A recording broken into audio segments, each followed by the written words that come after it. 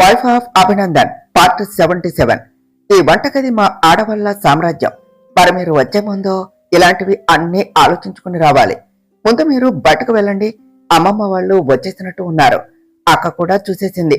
నేను ఇదంతా క్లీన్ చేసి వస్తాను, మీరు వెళ్ళి ఫ్రెష్ అవ్వండి అని చెప్పింది మనం. ఏమిటి వెళ్ళేది? చూడు ఎలా చేశావో. ఇప్పుడు బయటకు వెళితే బాగోదే, అందరూ చూస్తారు అన్నాడు అభి.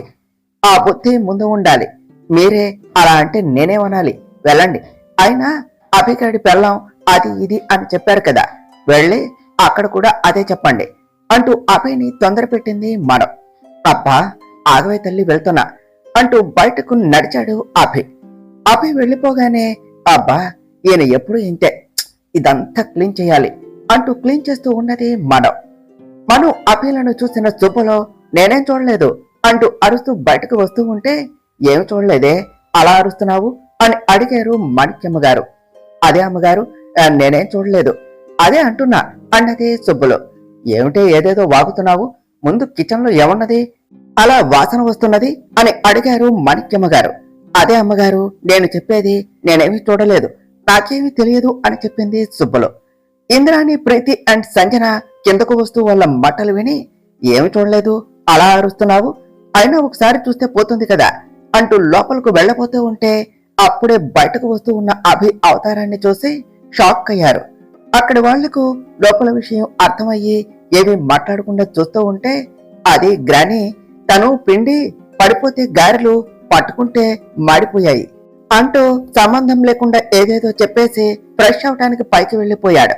కాసేపటికి మనో కూడా అంతా క్లీన్ చేసి అలానే బయటకు వచ్చి ఏదేదో చెప్తూ ఉంటే, మీ ఆయన మాకు చెప్పాడు కానీ వెళ్ళి ముందు ఫ్రెష్ అవ్వవే అని మాణిక్యమ్మ గారు అనటంతో మనో కూడా ఫ్రెష్ అవటానికి వెళ్ళింది. సంజన రూమ్ లోనికి వచ్చి కోపంగా ఇంద్రాని, ప్రీతిలను కొడుతూ ఉంటే, వాళ్ళిద్దరూ మమ్మల్ని ఇప్పుడు ఎందుకు కొడుతున్నావు, మేమేం చేశాము అని అడిగారు. మీరు నాతో మీటింగ్ పెట్టుకుని కూర్చోకుండా ఆ వంట పనేదో మీరే చేస్తే వాళ్ళు అలా దగ్గరగా ఉండేవాళ్ళు కాదు కదా అన్నది సంజన. ఇది మరీ బాగున్నది సంజన, వెనకటికి నీలాంటిదే. మొగుడు కొట్టాడు అని కాదు, అది చూసి తోడుకోడలు నవ్వింది అని అన్నట్టు వాళ్ళు కిచెన్ లో కాకపోతే బెడ్రూమ్ లో వాళ్ళకు నచ్చినట్టు ఉంటారు. ఇక్కడ ఆపితే అక్కడ ఆపగలమా చెప్పు? అయినా మీ నాన్న పంపించిన ఆ ఫొటోస్ చూపిస్తే అభి వెంటనే దాన్ని బయటకు గెంటేస్తాడు కదా. అయినా ఇది ఆ డాక్టరు ఇద్దరు ఎన్ని నాటకాలు ఆడుతూ ఉన్నారు, మన ముందు అసలు ఒకరికి ఒకరు పరిచయమే లేనట్టు ఉన్నారు అన్నదే ఇంద్రాణి. అదే కదా వాడిని ప్రేమించి ఇది ఎందుకు అభిని పెళ్లి చేసుకున్నది, ఇదంతా చూస్తూ ఆ విషయాలు ఎందుకు వీళ్లతో నార్మల్ గా ఉన్నాడు, ఎక్కడో ఏదో తేడా కొడుతూ ఉన్నది, అందుకే అభికి చెప్పలేదు. పైగా ఇవి మీ దగ్గరకు ఎలా వచ్చాయి అంటే ఏం చెప్పాలి అన్నది సంజన. ఏదో ఒకటి చెప్పవచ్చు, కానీ ముందు విషయం అయితే బయట పెట్టేద్దాం, అప్పుడు కాని ఇద్దరి మధ్య గొడవలు జరగవు. నేనైతే వాళ్ళని అలా చూడలేకపోతున్నాను అన్నది ప్రీతి. అవును సంజన, అది ఆడే నాటకాలు తెలిస్తే అభి దానికి దూరం అవుతాడు. అప్పుడు మెల్లగా దాన్ని అడ్డు తప్పించడం చాలా తేలిక. ఇంకా అభిని కూడా తేలిగ్గా నీవాణ్ణి చేసుకోవచ్చు అని చెప్పింది ఇంద్రాణి. ఆ మైత్రి చాలా తెలివైనది. ఏదో ఆశించే ఇంత నాటకం ఆడుతూ ఉన్నది. మనం ఇప్పుడు చూపించినా అది ఏదో ఒకటి చేసి మసిపూసి మారేడుకాయ చేస్తుంది. దాన్ని దెబ్బ కొట్టడానికి మనకు దొరికిన ఒకే ఒక్క పాశుపతాస్త్రం. అంత తేలిగ్గా ఎలా వదిలేస్తాం చెప్పు? కరెక్ట్ టైం చూసే ఎప్పుడు ఎక్కడ ఎలా అనేది తెలియాలి. మీలాగా పిచ్చి పిచ్చిగా చేస్తా అనుకోకండి. ముందు బయటకు పదండి. అభికి ఈ విషయం ఎలా చెప్పాలి అని కాదు, ఎప్పుడు చెప్పాలి అని చూద్దాం. వాళ్ళు ఏం చేస్తున్నారో ఏమిటో అంటూ ముగ్గురు బయటకు వచ్చారు. ఫ్రెష్ అయి వచ్చిన మనోని చూస్తూ, బంగారం నీతో మాట్లాడాలి అన్నాడు అభి. చెప్పండి అభి గారు అన్నది మనం. బంగారం, ఇంకో 3 days లో మన యానివర్సరీ వస్తూ ఉన్నది, గుర్తున్నదా అన్నాడు అభి. మీరు నా వారు అయిన రోజునే ఎలా మర్చిపోతానండి, అప్పుడే మన పెళ్లి జరిగే 1 year అయింది అన్నది మనం. నీకు మన యానివర్సరీకి ఒక గిఫ్ట్ ఇస్తున్న బంగారం అన్నాడు అభి. నాకు మీరే పెద్ద గిఫ్ట్ అభి గారు, ఇంకా నాకేం కావాలి చెప్పండి అన్నది మనం. కావాలి బంగారం, నీ ఐడెంటిటీ నీకు కావాలి. నువ్వు ఎవరో అనేది అందరికీ తెలియాలి. నీ గురించి ఎవరు తప్పుగా మాట్లాడుకునే అవకాశం ఇవ్వటం నాకు ఇష్టం లేదు. అందుకనే నా భార్యగా పరిచయం చేసిన నిన్ను నా మానస మైత్రిగా పరిచయం చేసే టైం వచ్చేసింది అని చెప్పాడు అభి. ఏమైంది అభి గారు, అంత బాగానే ఉన్నదా? ఎందుకు అలా ఉన్నారు? నా గుర్తింపు అంటే అది నా పేరు కాదండి. ఈ అభి భార్యగానే నాకు గుర్తింపు కావాలి. అది నాకు మీరు ఎప్పుడో ఇచ్చేశారు. ఇంకేం కావాలి? అయినా మీరు ఒక విషయం మర్చిపోతున్నారు. నేను ఎవరో నిజం బయటకు తెలిస్తే ఆ సంజన గురించి మనకు నిజం తెలిసిపోయింది అన్న నిజం కూడా బయటపడుతుంది. అప్పుడు ఎలా అండి అని అడిగింది మనం. నన్ను నమ్ముతున్నావో బంగారం అని అడిగాడు అభి. నాకన్నా ఎక్కువగా అని చెప్పింది మనం. నా ప్రాణం ఉన్నంత వరకు నీకు మన బేబీకి ఏమీ కాదు. అది మిమ్మల్ని ఏం చేయాలి అన్న నన్ను దాటి రావాలి. అయినా దానికి అంత ఛాన్స్ ఇవ్వను బంగారం. రేపటితోనే దాని బలం అంత నాశనం అవుతున్నది. ఆ తర్వాత అది ఇంకా కూరలు పీకిన బురద పాము. దాని బుసలు చూసి భయపడనవసరం లేదు అని చెప్పాడు అభి. మీకు ఏది నచ్చితే అదే చేయండి అభి గారు. కానీ ఇంత సడన్ గా ఇలాంటి నిర్ణయం ఎందుకు తీసుకున్నారు అని అడిగింది మనం. నిన్ను ఏ ఒక్కరూ కూడా ఒక్క మాట అన్నా నేను తట్టుకోలేను బంగారం. నువ్వు చేయని తప్పుకు నువ్వెందుకు మాట పడాలి?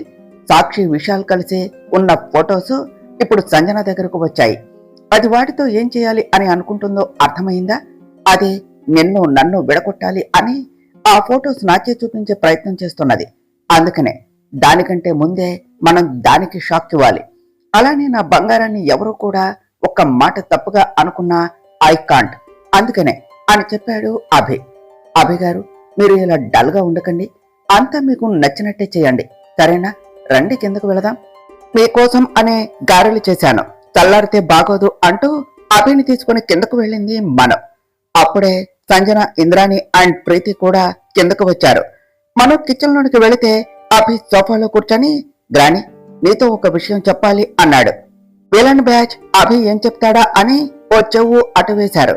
గ్రాని, 3 days లో మా యానివర్సరీ వస్తున్నది కదా, అందుకనే మన ఇంట్లో చిన్న పార్టీ అరేంజ్ చేద్దాం అనుకుంటున్నా అని చెప్పాడు అభి. నేను అదే చెప్దాం అనుకుంటున్నా కన్నయ్య, అందుకనే గుడికి వెళ్లి వచ్చాను.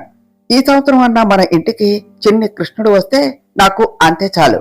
నా మునిమనవుడిని చూడాలి అని నాకు ఆశగా ఉన్నది. అందుకనే మీ ఇద్దరి పేరు మీద అర్చన చేయించి వచ్చాను అన్నారు మాణిక్యమ్మ గారు. హా గ్రాని, అంతా నువ్వు అనుకున్నట్టే జరుగుతుంది. ఆ రోజు మీ అందరికీ అంటూ సంజన వాళ్ళను చూస్తూ 2 సర్ప్రైజెస్లు ఇస్తున్నాను, ఓకేనా అన్నాడు అభి. ఓ అబ్బో, వాళ్ళ పెళ్లి రోజుకు మనకు సర్ప్రైజులంట అన్నది ఇంద్రాణి.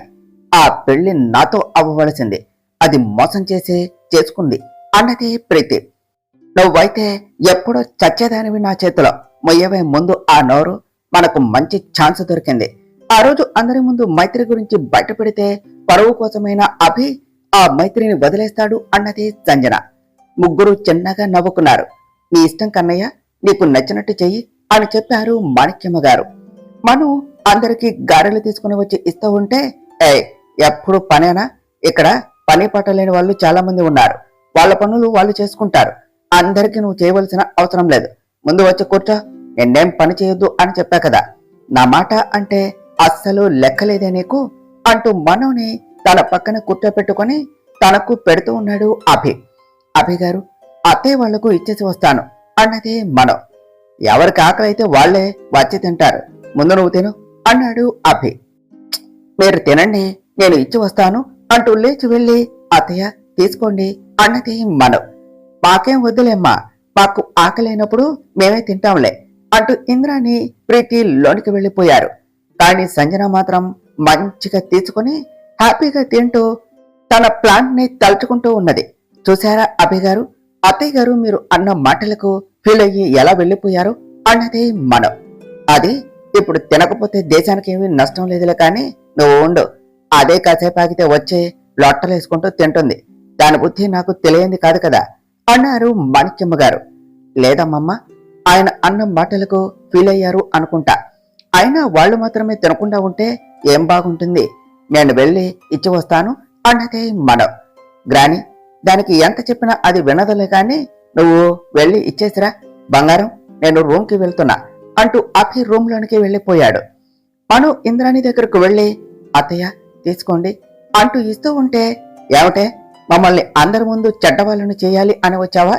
ఈ దొంగ ప్రేమలు మాకు అవసరం లేదు. వెళ్ళు, వెళ్ళి నీ మొగుడు దగ్గర చూపించుకో. ఇంకా ఎన్ని రోజులు ఇలా నటిస్తావులే? నీ గురించి నిజం బయటపడే రోజు వచ్చేసింది. ఆ రోజు నీ మొగుడే నిన్ను బయటకు గెంటేస్తాడు అన్నది ఇంద్రాణి. నిజమే అత్తయ్య, నేను ఇన్నాళ్ళు నటిస్తూనే ఉన్నాను. కానీ నాకు ఇంకా అలాంటి అవసరం లేదు. నిజం బయటపడే టైము వచ్చేసింది. కానీ నిజం బయటపడ్డ రోజు మీరు అన్న నా మొగుడు నన్ను బయటకు గెంటేస్తాడో లేదంటే ఎందుకులే. అయినా నీకు చాలాసార్లు చెప్పాను అత్తయ్య, నన్ను ఆయన్ను ఎవరు విడతీయలేరు అని. మీకు ఎంత చెప్పినా నా మాట వినరు. తింటే గారెలు తినాలి, వింటే భారతం వినాలి అంటారు. అందుకే ఈ గారెలు తింటూ భారతం వినండి, కాస్త బుద్ధన్న వస్తుంది అన్నది మనం. అంటే ఏమిటే, నాకు బుద్ధి లేదు అంటావా?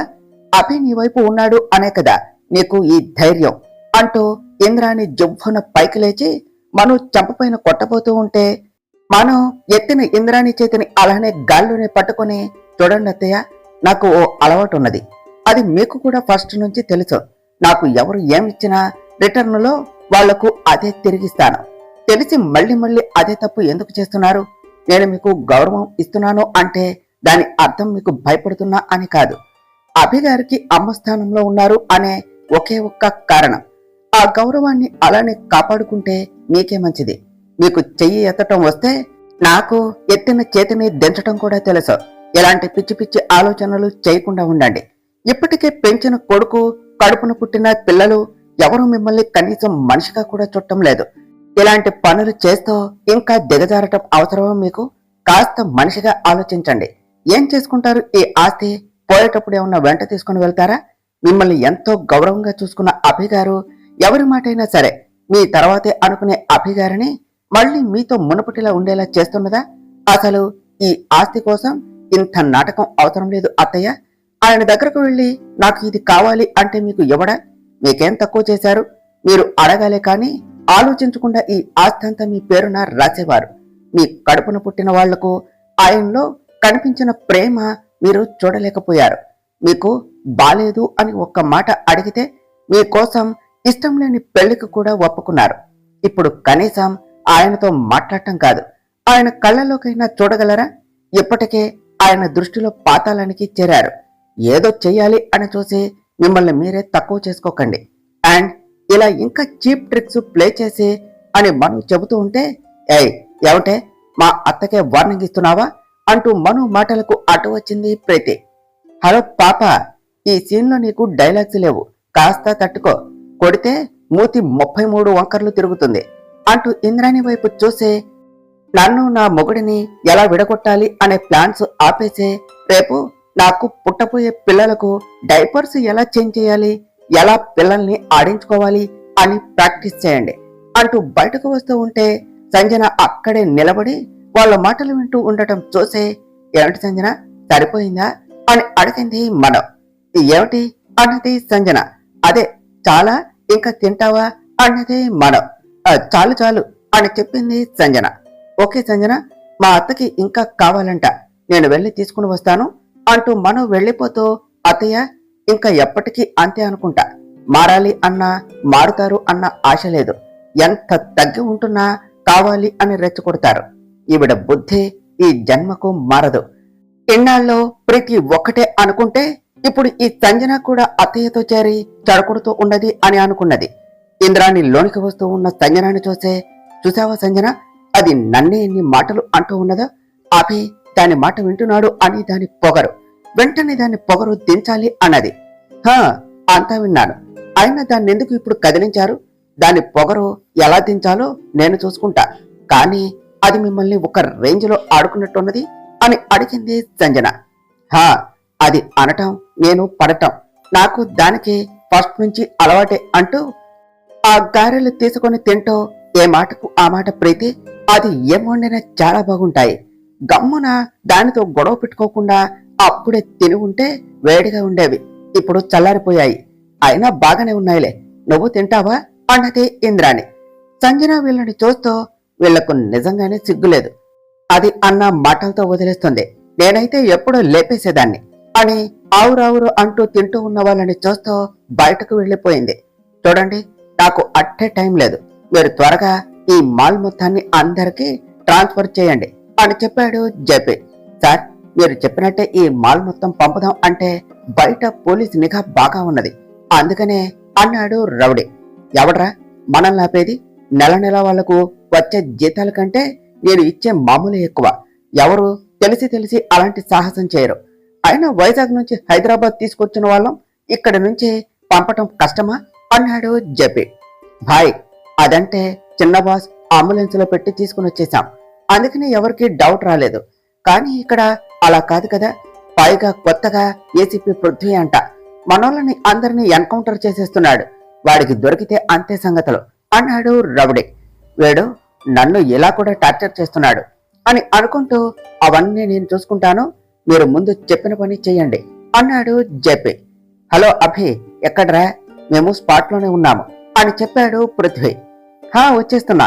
ఏం చేస్తున్నాడు ఆ జెపిగాడు అని అడిగాడు అభి. ఇప్పుడే డ్రగ్స్ ని ట్రాన్స్ఫర్ చేస్తూ ఉన్నాడు. వాడిని పట్టుకుందాం అంటే నువ్వే వద్దు అంటున్నావు. త్వరగా రా అన్నాడు పృథ్వీ.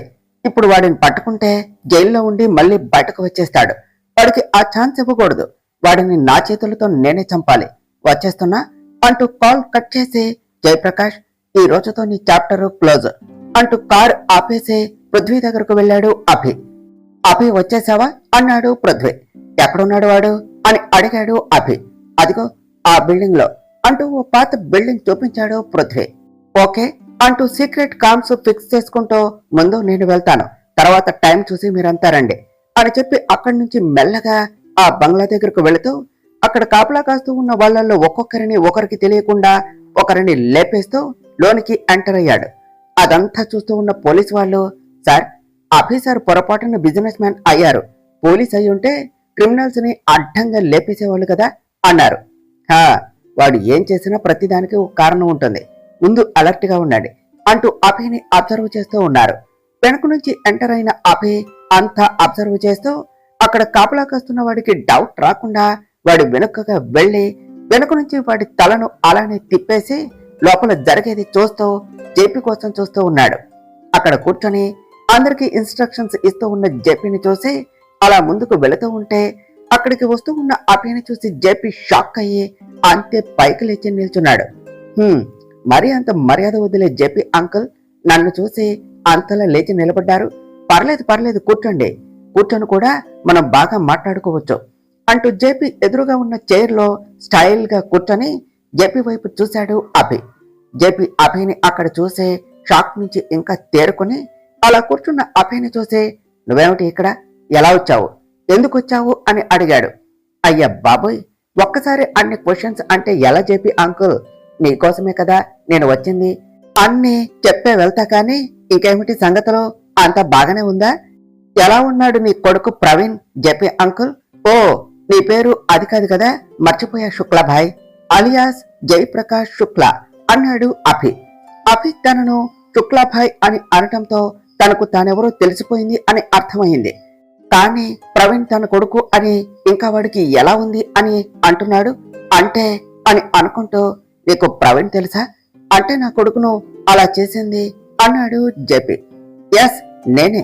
ఇంకా ప్రాణాలతో అయితే ఉన్నాడు కదా, వాడి ప్రాణం పోకూడదు అని నేను వాడిని కాపాడాను. వాడు చేసిన దానికి ఆ మాత్రం ఉండాలి కదా అన్నాడు అభి. శభాష్ అభి, నీ ధైర్యం మెచ్చుకోవచ్చు. నా కొడుకును అలా చేసి నా ముందుకే వచ్చి చెప్తున్నావు అంటే నీ గట్స్ కి నా హ్యాండ్స్ ఆఫ్. అంటే నీకు అంతా తెలిసి ఇవన్నీ చేస్తున్నావన్నమాట. ఆ జర్నలిస్ట్ నీకు అన్ని నిజాలు చెప్పేసిందా? నువ్వు ప్రేమించిన అమ్మాయిని చంపేశావు అని నా కొడుకుని ఇలా చేశావా? ఈ ధైర్యానికే నా కూతురు నీకు పడిపోయింది అభయ్.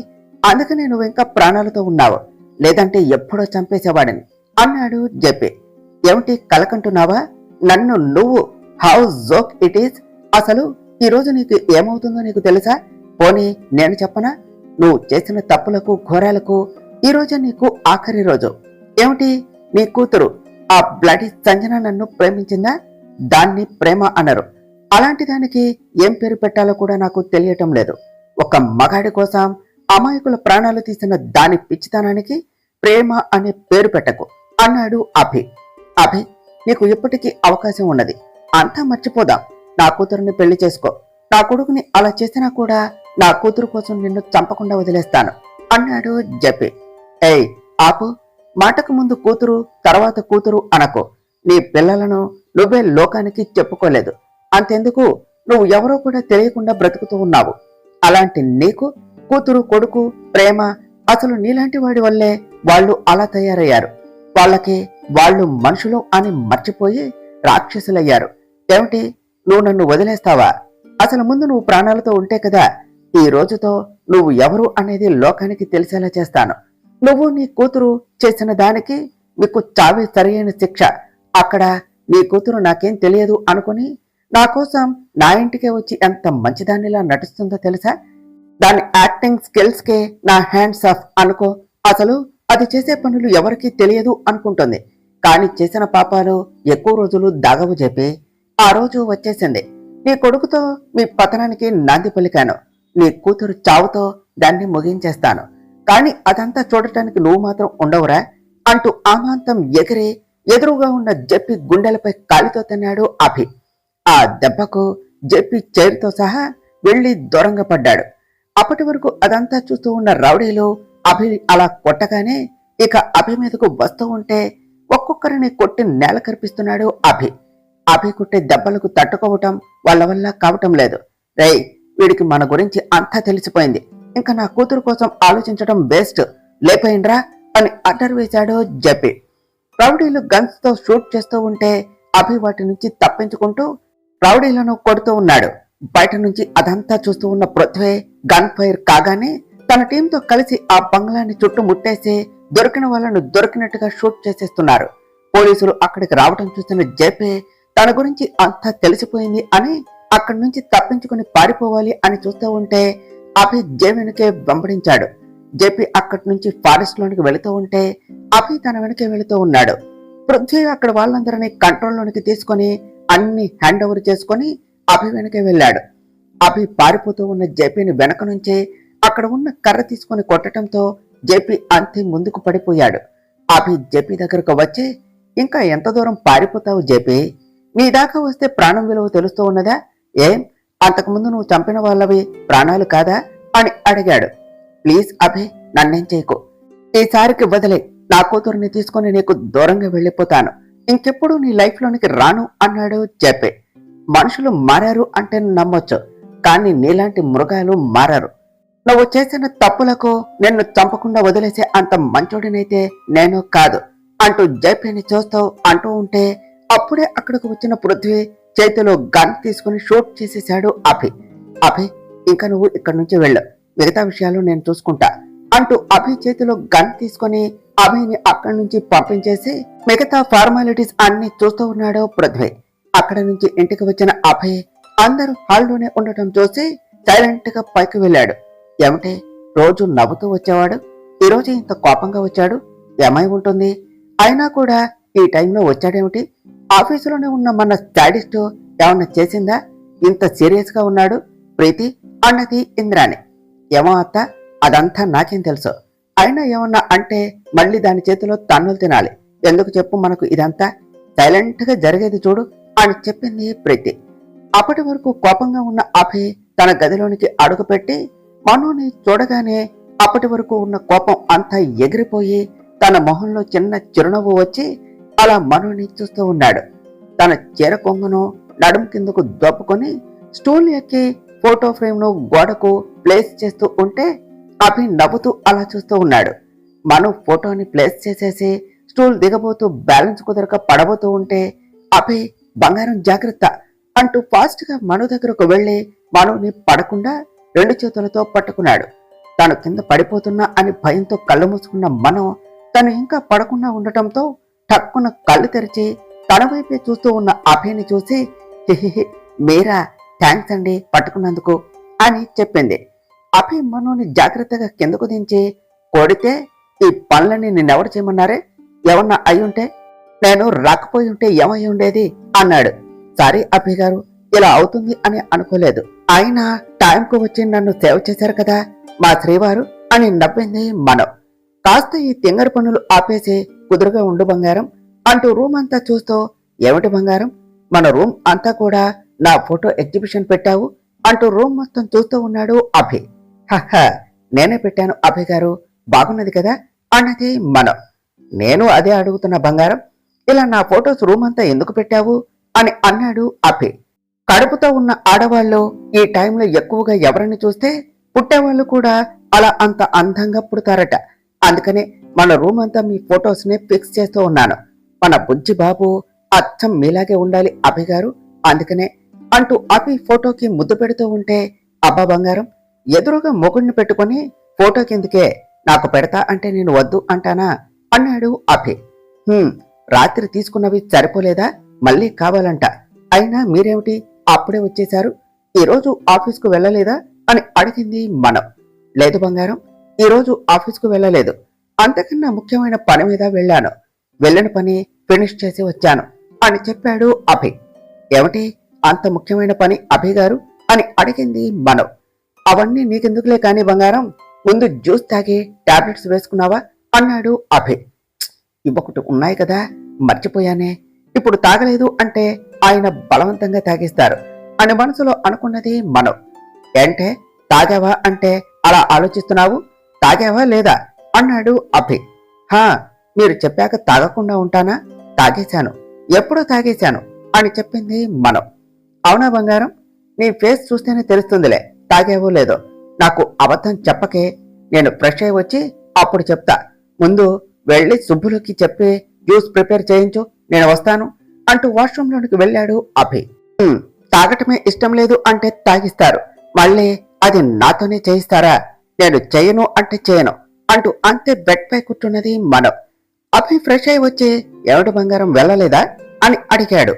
నాకు వద్దు అభి గారు, వాటి స్మెల్ చూస్తూ ఉంటే నాకు కడుపులో తిప్పేస్తుంది, ప్లీజ్ అండి అన్నదే మనం.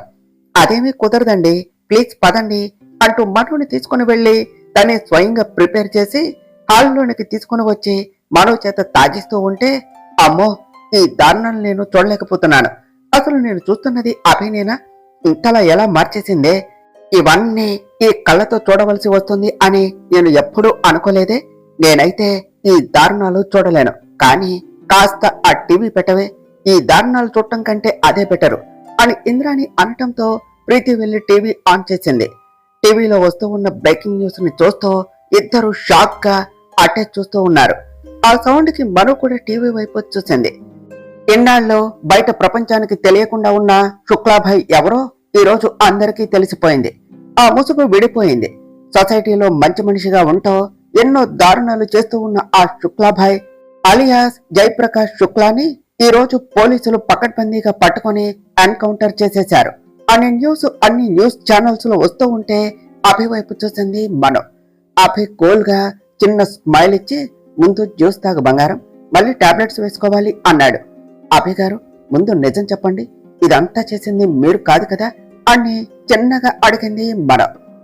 కాదా అంటే అవును అని చెప్పాలి బంగారం, కానీ వాడి కోసం అనవసరంగా ఒక్క బుల్లెట్ వేస్ట్ అయిపోయింది, ఏం చేస్తాం తప్పలా అని చెప్పాడు అభి. అభి గారు, మీరు ఇలా ఒక్కరే వెళ్ళారా, అక్కడ మీకేమన్నా అయ్యుంటే అంటూ అక్కడి నుంచి లేచి వెళ్లిపోయింది మనం. బంగారం అంటూ మను వెనక వెళ్లే, ఇప్పుడు ఏమైంది బంగారం, నేను బాగానే ఉన్నా కదా అన్నాడు అభి. మీరు వెళ్ళిన ఇంపార్టెంట్ పని ఇదేనా అభి గారు, ఆ జయప్రకాష్ చాలా డేంజరస్ అని మీకు తెలుసు కదండి, అక్కడ మీకేం కాలేదు కాబట్టి సరిపోయింది, అదే వాడు మిమ్మల్ని ఏమన్నా చేసుంటే అసలు ఆ మాట తలుచుకుంటేనే నా వల్ల కావటం లేదండి అంటూ మను ఎమోషన్ అవుతూ ఉంటే, బంగారం అంటూ మనుని దగ్గరకు తీసుకుని, నువ్వు నాతో ఉండగా నాకేమవుతుంది బంగారం, అలాంటి అపోహలు పెట్టుకుని నీ మనసు పాడు చేసుకోకు, ఈ టైంలో నువ్వు ప్రశాంతంగా ఉండాలి, నేను ఏం చేసినా అది అంతా మన కోసమే బంగారం, నువ్వు చూస్తూ ఉండు, జస్ట్ 2 days, ఆ తర్వాత మనం ఎప్పటికీ హ్యాపీగా ఉంటాం, ఇంకా మిగిలినది ఆ సంజన ఒకటే, దానికి ఉన్న బలం దాని బాబే, అందుకే ముందు వాడిని లేపేశాను, ఇప్పుడు అది చచ్చిన పాముతో సమానం, అది మనల్ని ఏమీ చేయలేదు, నువ్వేమి టెన్స్ అవ్వకు బంగారం, అన్నీ నేను సరిచేస్తాను, నా మీద నీకు నమ్మకం లేదా అన్నాడు అభి. నా మీద కన్నా మీ మీదే నాకు నమ్మకం ఎక్కువ అభి గారు అంటూ అభిని హత్తుకున్నది మనం. అభి మనోని ప్రేమగా దగ్గరకు తీసుకుని, నన్ను నమ్ము బంగారం, I will be there with you forever and ever అంటూ మనోని దగ్గరగా పొదివి పట్టుకొని ప్రేమగా మాట్లాడుతూ ఉంటే, మనో తన భయాన్ని మరిచి అభి సమక్షంలో సెక్యూర్ గా ఫీల్ అవుతూ ఉన్నది. ఏమండి, ఇప్పుడు సంజన ఏం చేస్తుంది అని అడిగింది మనం. ఏం చేస్తుంది అంటే దానికేమన్నా సెంటిమెంట్ ఉంది అనుకున్నావా, ఆ దేవుడు దానికి సెంటిమెంట్ పాళ్ళు కాస్త తక్కువ పెట్టాడు. చూద్దాం ఏం చేస్తుందో. ఆయన 2 రోజుల్లో దానికి దెమ్మ తిరిగిపోతుంది కదా అన్నాడు అభి. అభి గారు, మనం విశాల్తో మాట్లాడదాం అనుకున్నాం కదా, ఆ పార్టీలో వాళ్ళ మ్యారేజ్ అనౌన్స్ చేసేస్తే బాగుంటుంది కదా అన్నది మనం. నువ్వు ఎలా చెప్తే అలా బంగారం, కానీ వాళ్ళ మధ్య ఇంకేదో జరిగినట్టు ఉన్నది. అదేమిటో మనకు తెలియకుండా ఎలా ప్రొసీడ్ అవ్వాలి అన్నాడు అభి. అదేనండి, అందుకనే మనమే ప్రియాతో ఒకసారి మాట్లాడితే మనకు తెలుస్తుంది కదా, మాట్లాడదామా అన్నదే మనం. మాట్లాడదాం కాదు బంగారం, నువ్వే మాట్లాడు, నేను ఉంటే ప్రియా చెప్పదు అన్నాడు అభి. అవునా, అయితే ఇప్పుడే మాట్లాడుతా అంటూ మనం బడబడిగా లేస్తూ ఉంటే, ఏయ్ మెల్లగా వెళ్ళవే, అంత తొందర ఎందుకు అని అభి అంటూ ఉండగానే మను బయటకు వెళ్లిపోవటంతో అభి చిన్నగా నవ్వుతూ ఆలోచిస్తూ ఉన్నాడు. ప్రీతి, ఏమిటే ఈ న్యూస్? ఆ జేపీ సంజన బాబు కదా, వీడు చావటం ఏమిటే అన్నది ఇంద్రాణి. అవునత్త, అదే నాకు అర్థం కావటం లేదు, కానీ ఓ మంచి పనయింది. దాని బాబును చూసుకొని ఓ తెగ రెచ్చిపోయింది. ఎప్పుడేం చేస్తుందో అన్నది ప్రీతి. అది కాదే, అది రెచ్చిపోవటం అటు ఉంచు. ఏమిటి ఈ టైము, అసలు మనం అనుకున్నది ఏమీ జరగటం లేదు. పైగా ఇవన్నీ ఏమిటి, మన టైం చాలా బాడ్గా ఉన్నది. రేపు ఆ మైత్రిని బయటకు పంపిస్తుంది అనుకుంటుంటే ఇప్పుడు దాని బాబు చచ్చాడు, ఇంకా అదేం చేస్తుంది అన్నది ఇంద్రాణి. అవునత్త, ఆలోచిస్తే నాకు అదే అనిపిస్తూ ఉన్నది. మరి ఇంకా అదేం చేస్తుందో, ముందు దానికి ఈ విషయం తెలుసో తెలియదో అన్నది ప్రీతి. అది వస్తే తెలుస్తుందిలే, ఏమైనా కూడా అది అభిని వదలదు, ఏం చేస్తుందో చూద్దాం అన్నది ఇంద్రాణి. సంజన ఆఫీసులో కూర్చొని సాక్షి, విశాల్ కలిసి ఉన్న ఫొటోస్ చూస్తూ, ఏం దొరికావే, చెప్తా నీ పని. వీటిని చూసి అభి నిన్ను బయటకు గెంటేస్తే అప్పుడు బాధలో ఉన్న అభికు ఈజీగా నేను దగ్గరవుతాను.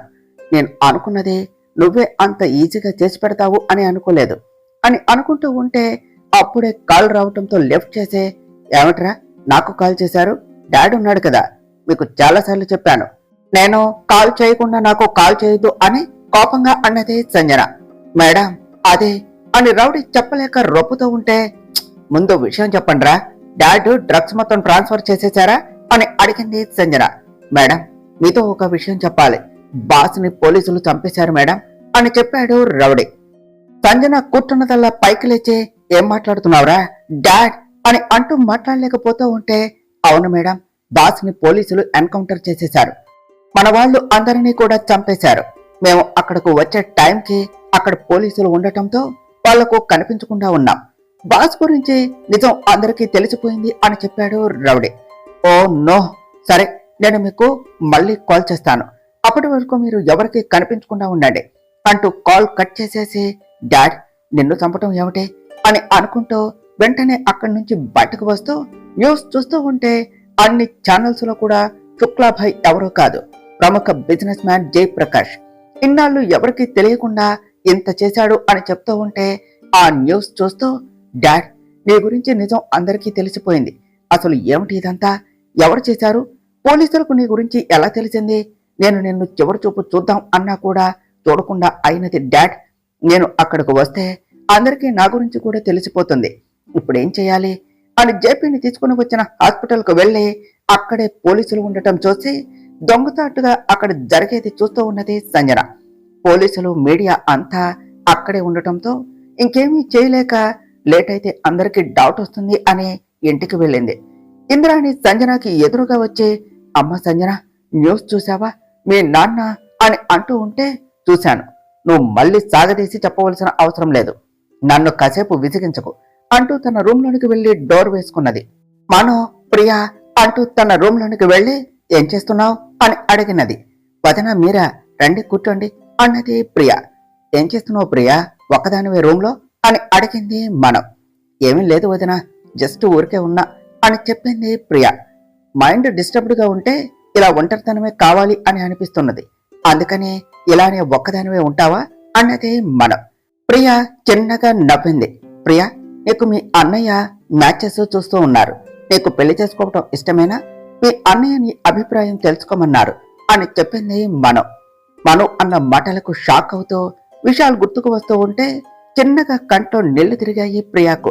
ప్రియా, నీకు ఇష్టం లేదంటే చెప్పు, అంతేకాని ఎందుకు ఏడుస్తున్నావు, పోనీ నీకు ఎవరన్నా ఇష్టం ఉంటే చెప్పు, మీ అన్నయ్యతో నేను మాట్లాడుతా అని చెప్పింది మను అడిగిన దానికి ఎలా చెప్పాలో తెలియక మౌనంగా ఉన్నది ప్రియ.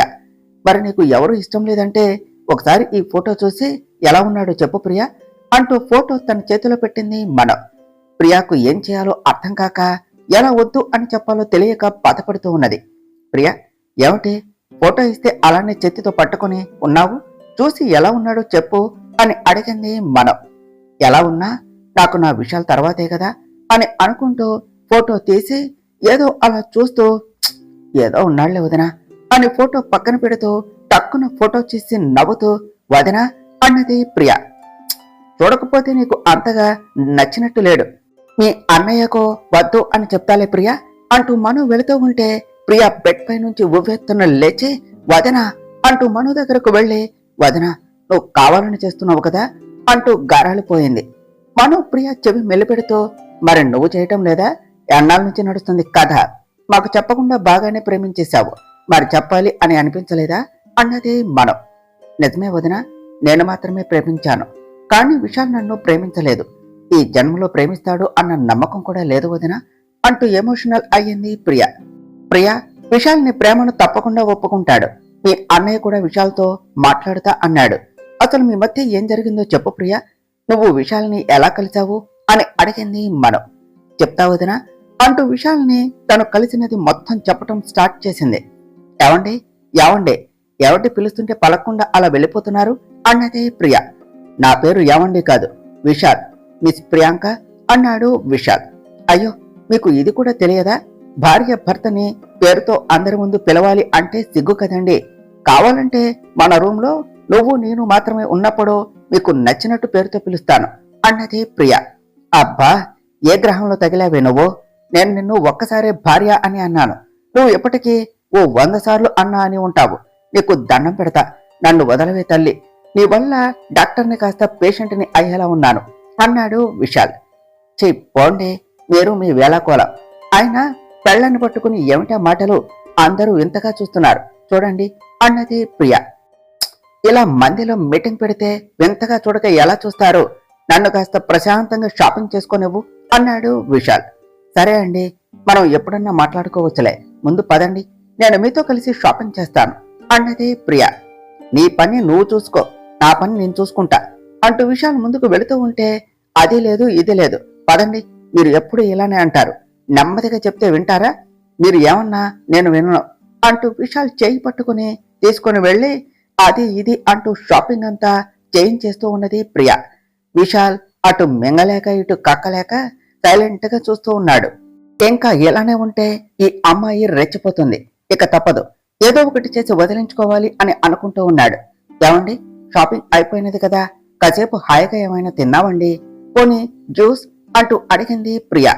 ఈ అమ్మాయికి ఎక్స్ప్లెయిన్ చేయడానికి ఇదే కరెక్ట్ టైం అని అనుకుంటూ ఓకే పద అంటూ వెళ్లి ఇద్దరు జ్యూస్ షాప్ లో కూర్చున్నారు. ప్రియ నవ్వుతో ఏమన్నా మాట్లాడండి అన్నది. ఇదిగో చూడు, నువ్వు ఇప్పటికీ చాలా ఎక్కువ చేసేశావు, నేను పోనీలే అని ఊరుకుంటూ ఉన్నాను అన్నాడు విశాల్. ఊరుకోకండి, ఎవరు సైలెంట్ గా ఉండమన్నారు, కావాలంటే తిరిగి నాతో గొడవ పడండి అన్నది ప్రియ. నీకు చెప్తే అర్థం కాదా, నాకు నువ్వంటే ఇష్టం లేదు, ఇలా నా వెంటపడి నన్ను ఇరిటేట్ చేస్తూ నీ టైము వేస్ట్ చేసుకోకు అని చెప్పాడు విశాల్. ఇంకా తర్వాత ఏమిటండి అని అడిగింది ప్రియ. ఐఎమ్ సీరియస్ అని చెప్పాడు విశాల్. అవునా, ముందే చెప్పొచ్చు కదా, అయితే నేను సీరియస్ గా ఉంటాను అని నవ్వింది ప్రియ. విశాల్ కోపంగా ప్రియాని చెంప మీద కొట్టగానే అందరూ వాళ్ళ వైపు చూశారు.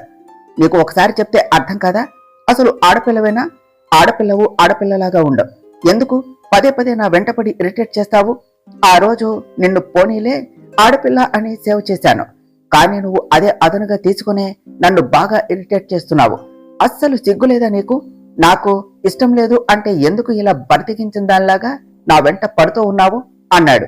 విశాల్ అన్న మాటలకు బాధగా ఉన్నా కూడా మాటలు కూడా తీసుకుంటూ మీకు నేనంటే ఎందుకు ఇష్టం లేదో ఒక్క కారణం తెలుసుకోవచ్చా అని అడిగింది ప్రియ. అది నాకు చెప్పవలసిన అవసరం లేదు అన్నాడు విశాల్. కానీ నాకు ఉన్నది, మీ జీవితంలో నాకు స్థానం ఎందుకు లేదో తెలుసుకోవచ్చా అని అడిగింది ప్రియ. ఎందుకంటే నేను ఇంతకు ముందే ఒక అమ్మాయిని ప్రేమించాను కాబట్టి, తనే నా జీవితం అనుకుని బ్రతుకుతున్నా కాబట్టి, తను కాకుండా నా లైఫ్లోనికి ఇంకొక అమ్మాయికి స్థానం లేదు కాబట్టి చాలా, అందుకనే నాకు నువ్వంటే ఇష్టం లేదు అన్నాడు విశాల్. లేదు, మీరు అబద్ధం చెప్తున్నారు, నన్ను వదిలించుకోవాలి అని అలా అబద్ధం చెప్తున్నారు అన్నది ప్రియా. చూడు, నాకు అబద్ధం చెప్పవలసిన అవసరం లేదు. I'm already in love. నేను తనని తప్ప ఇంకెవ్వరిని నా లైఫ్లో ఊహించుకోను. ఇలా నా చుట్టూ తిరిగి నా టైం వేస్ట్ చేయటమే కాకుండా నీ టైం కూడా వేస్ట్ చేసుకుంటున్నావు. సో ఇప్పుడన్నా నన్ను మర్చిపోయి నీ లైఫ్ నువ్వు చూసుకో. This is better for you అంటూ కోపంగా వెళ్ళిపోయాడు విశాల్. అది వదన, అలా చెప్పేసి వెళ్ళిపోయాడు. నేను కూడా తను నిజంగానే ప్రేమిస్తున్నాడు అని తనని డిస్టర్బ్ చేయటం ఇష్టం లేక ఎక్కడ ఉన్నా తను హ్యాపీగా ఉంటే చాలు అని మళ్ళీ తనని కలవలేదు. ఈవెన్ డిస్టర్బ్ కూడా చేయలేదు. తనని మర్చిపోలేకపోయినా తన జ్ఞాపకాలతో ఉన్నాను.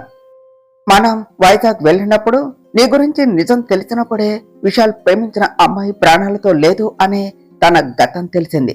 అప్పుడే ఇంకా లైఫ్లో విశాల్ని వదులుకోకూడదు అని అనుకున్నాను. తను నన్ను ఇష్టపడకపోయినా తన కోసం నా లైఫ్ అంతా వెయిట్ చేస్తూ ఉంటా వదిన. ఎప్పటికైనా కనీసం నన్ను ఓ ఫ్రెండ్గా చూస్తాడు అన్న చిన్న ఆశ నాలో ఉన్నది. నన్ను ఓ చిన్న చూపు అయినా చూసినా చాలు అని చెప్పింది ప్రియా. ప్రియా, ఫీల్ అవ్వకు. ఇంతవరకు ధైర్యంగా ఉన్నావు. ఆ ధైర్యాన్ని వదులుకోకు. విశాల్ తప్పకుండా నీ ప్రేమను అర్థం చేసుకుంటాడు. నీ పెళ్లి విశాల్తోనే జరుగుతుంది. నువ్వు రెస్ట్ తీసుకో అని ప్రియాకు ధైర్యం చెప్పి అభి దగ్గరకు వెళ్ళి ప్రియా చెప్పిందంతా చెప్పింది మనం. అభి ఆలోచిస్తూ ఉన్నాడు. అభి గారు ఏం ఆలోచిస్తున్నారు అని అడిగింది మనం. విశాల్ అంత స్ట్రాంగ్ గా ఉన్నాడు. మన ప్రియాని పెళ్లి చేసుకోవటానికి ఒప్పుకుంటాడా? నేను ఒకసారి విశాల్తో మాట్లాడాలి బంగారం అన్నాడు అభి. ఈ విషయం మాట్లాడవలసింది మీరు కాదండి, నేను విశాల్తో మాట్లాడుతాను. తను తప్పకుండా ఒప్పుకుంటాడు. నేను రేపు ఒకసారి విశాల్ని కలుస్తానండి అని చెప్పింది మనం. సరే బంగారం, రేపు మనం ఇద్దరం కలిసే వెళదాం అన్నాడు అభి. నెక్స్ట్ డే ఇద్దరు కలిసి విశాల్ కోసం విశాల్ ఇంటికి వెళ్లారు. వస్తూ ఉన్న అభి వాళ్ళను చూసి జానకి గారు సంతోషంగా పలకరించి మాట్లాడుతూ ఉంటే అప్పుడే విశాల్ పైనుంచి వస్తూ అభి వాళ్ళను చూసి హాయ్ అభి అంటూ విష్ చేసి హాయ్ మనో అని చిన్నగా స్మైల్ చేస్తూ వాళ్ళ ఎదురుగా కూర్చుంటూ ఏమంటే పొద్దు పొద్దున్నే వచ్చేశారు? Anything wrong? ఆ సంజన మళ్ళీ ఏమన్నా చేస్తున్నదా? అసలే నిన్న ఆ జేపీని లేపేశారు కదా. ఆ న్యూస్ చూసి నిన్న మేమంతా చాలా హ్యాపీ ఫీల్ అయ్యాము. ఇంకా దాన్ని కూడా లేపేస్తే మన ప్రాబ్లమ్స్ అన్ని క్లియర్ అవుతాయి అన్నాడు విశాల్. ఇప్పుడు మేము ఆ విషయం మాట్లాడటానికి రాలేదు విశాల్ అన్నాడు అభి. మరి ఏమిటి అభి అని అడిగాడు విశాల్.